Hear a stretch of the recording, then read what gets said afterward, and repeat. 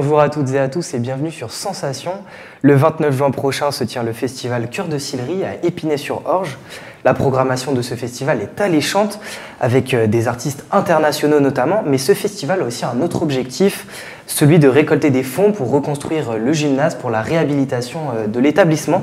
Justement, pour en parler, je suis accompagné de Théo Livet, chargé de communication du festival, et de Marc Livet, ancien directeur de l'Institut médico-éducatif, aussi appelé IME, de la Fondation franco-britannique de Sillery. Bonjour à vous. Bonjour.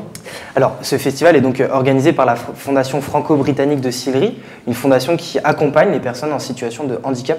Pourquoi justement accompagner ces personnes-là ? Parce que c'est une grande tradition de la Fondation qui existe depuis 1919, qui s'est intéressée aux blessés de guerre, qui s'est intéressée à la tuberculose. Et quand il n'y a plus de guerre et plus de tuberculose, ils se sont adressés à l'accompagnement des personnes en situation de handicap, des adolescents jusqu'aux adultes. Alors, ce festival caritatif, il permet donc de récolter des fonds. À quoi serviront-ils concrètement ? Alors, l'établissement IME de Sillery, que j'ai dirigé pendant 18 ans, a été construit en 1972. Il était atteint par la vétusté, donc il y a eu un gros programme de réhabilitation de cet établissement dans lequel se trouvait un gymnase. Donc tout a été quasiment mis par terre, puis le Covid, puis le surcoût ont généré un manque d'1 300 000 €. Très clairement, et donc du coup le festival sert à récolter des fonds pour la réhabilitation du gymnase, qui est un outil indispensable à l'accompagnement éducatif des jeunes de l'établissement. Alors Marc Livet, vous avez été directeur de l'IME, comme on vient de le dire, qui se situe donc à Épinay-sur-Orge. Comment ces instituts aident les personnes ayant des déficiences intellectuelles ou pouvant avoir des troubles psychopathologiques ? C'est toute une population qui est en situation de handicap et qui donc à un moment donné rendre visible et officiel ce handicap en passant par la maison départementale des personnes handicapées. Et en fonction de leur situation, soit de handicap, de troubles intellectuels, soit de déficit psychopathologiques, qui sont adressés dans différents établissements, dont l'IME pour les jeunes de 14 à 20 ans et plus, qui se préoccupent de leur accompagnement dans tous les domaines, dans le domaine éducatif, dans le domaine des soins, dans le domaine scolaire, de 14 ans à 20 ans, 22, parce qu'on les lâche pas comme ça tant qu'ils sont pas prêts à quitter l'établissement. Ils viennent d'une part du milieu scolaire dit ordinaire. D'autre part, il y en a qui sont aussi dans leur famille depuis très longtemps sans solution, et donc on les accueille pour essayer justement de contribuer à leur épanouissement et puis à leur insertion dans la société, la citoyenneté ordinaire, la société civile, etc., quoi.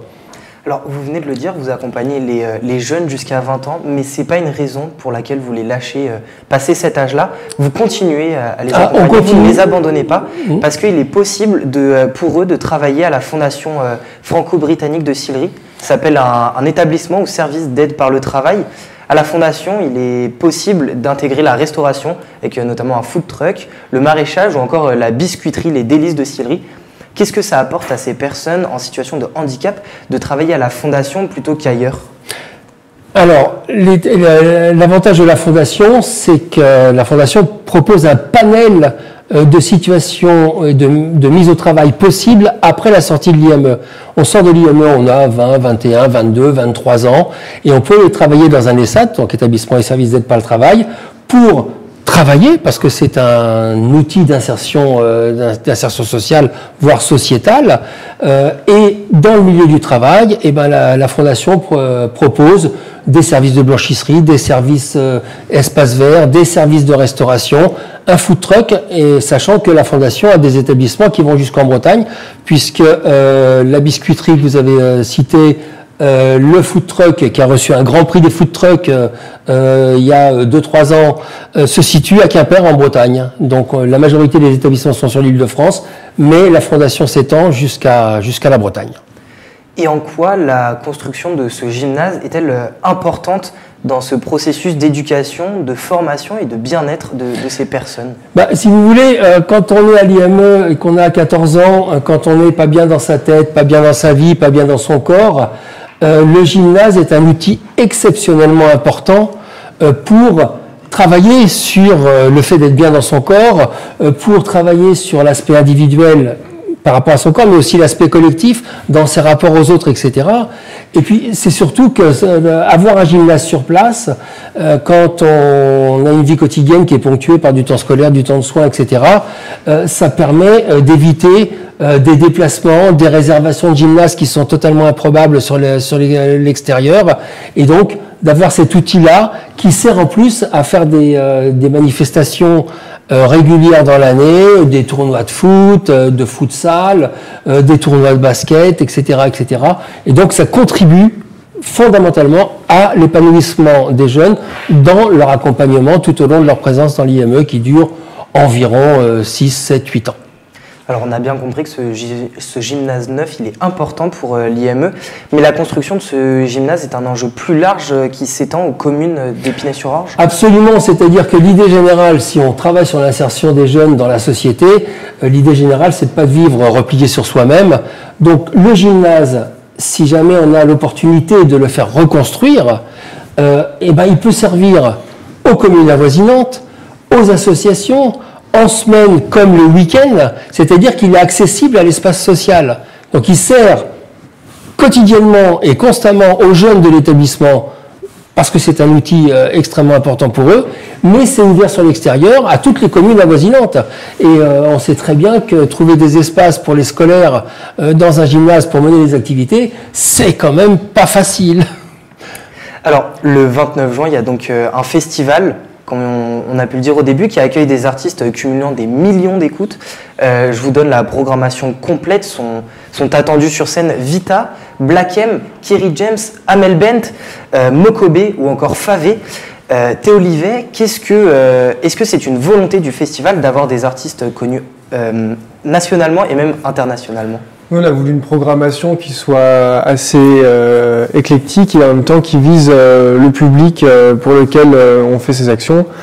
Donc on sait que les jeunes de l'IME apprécient ces artistes et on a voulu du coup pouvoir leur permettre de réunir tous ces artistes pour leur faire plaisir et pour pouvoir toucher aussi un public assez jeune pour permettre une émulsion sur cette journée. Alors l'une des spécificités de ce festival, c'est que les artistes se produisent bénévolement. Est-ce que c'était important pour vous que ils se produisent de cette manière-là? Oui, parce que on sait que ces artistes, on les a choisis, c'est qu'ils ont des valeurs qui sont concomitantes avec celles de la Fondation. Et on trouvait que c'était important qu'ils puissent aussi participer à leur hauteur à ce projet. Alors, lors de ce festival, il y a des artistes qui se produisent, qui ont des styles musicaux relativement similaires, soit rap, soit pop. Est-ce que c'est un choix du festival de se concentrer sur ces styles et pourquoi? Comme je le disais plus tôt, c'est qu'on essaie de viser un public jeune et on essaie aussi de pouvoir répondre aux attentes des jeunes de l'IME. Donc c'était évidemment un choix de notre part de choisir ce style de musique. Alors c'est la première édition du festival caritatif Cœur de Sillery qui se déroule cette année. Est-ce que votre objectif c'est d'en faire un rendez-vous annuel, de le faire perdurer dans les prochaines années? Oui, parce que les besoins de la Fondation ne s'arrêtent pas à 2024 et on espère que cette première édition soit un succès pour pouvoir continuer ensuite sur les années suivantes. On l'espère pour vous aussi. La Fondation franco-britannique de Sillery prévoit d'autres événements pour financer ce gymnase. La diffusion d'un film produit par vous notamment Théo, avec les jeunes de l'IME et qui est aussi prévu, excusez-moi. Est-ce que c'est important selon vous de mettre en avant les productions de l'Institut lors des événements caritatifs? Oui, en fait, le festival fait partie d'un projet plus large et on a mis en place plusieurs projets tout au long de l'année et qui vont perdurer sur l'année 2025 et probablement l'année 2026 pour essayer de lever donc 1 300 000 qui ne se lèveront pas en une seule année. Et on a donc le festival, on a aussi une campagne de crowdfunding qui va être lancée après le festival et on a d'autres projets qui suivront. Merci beaucoup Théo Livet et Marc Livet d'avoir été avec nous sur Sensation. Je le rappelle, vous êtes respectivement chargé de communication et ancien directeur de l'Institut médico-éducatif de la Fondation franco-britannique. Pour suivre les actions de la Fondation franco-britannique, rendez-vous sur fondationfranco-britannique.com et pour réserver vos places, ça se passe sur Hello Asso. Et pour revoir ou réécouter cette émission, je vous donne rendez-vous sur notre site internet et notre application radiosensation.fr.